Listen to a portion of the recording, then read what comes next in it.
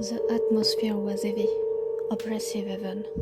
Nothing to do with that of the day, which, even if bright with the corridors covered with windows, remained strange.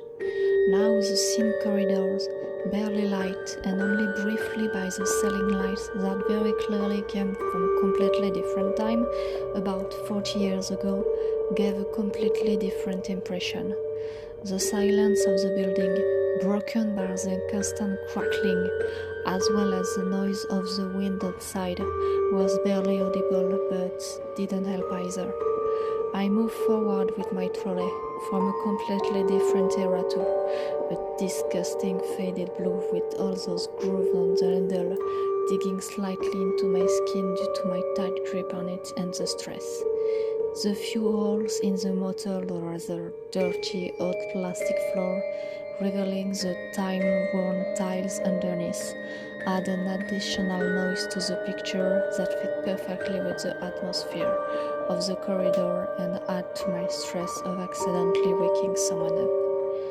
That very distinct feeling of not wanting to make noises in a totally silent environment at night. I approached the door of the first resident room at the very back of the building, the door ajar, showing no light inside the small two-room space, except for the white glow of the television and the sound of static, although it wasn't an old one. I leave my trolley behind and walk slowly. You never know, the resident might be asleep after all, right? I move forward, slowly.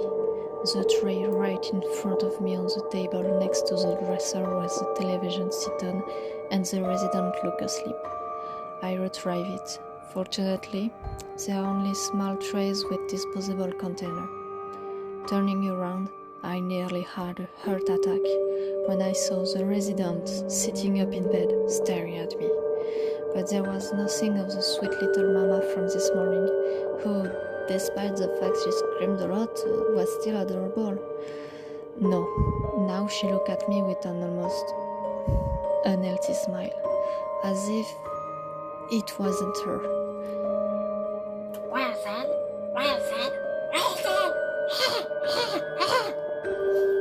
A cold sweat ran down my spine as I ran out of the room, as the sound of several doors opening reaches my ears, along with the slow footstep of the creaking of rusty workers on the damaged floor. The hallway light goes out at that precise moment, as I quickly duck under the table across from the resident room, confused.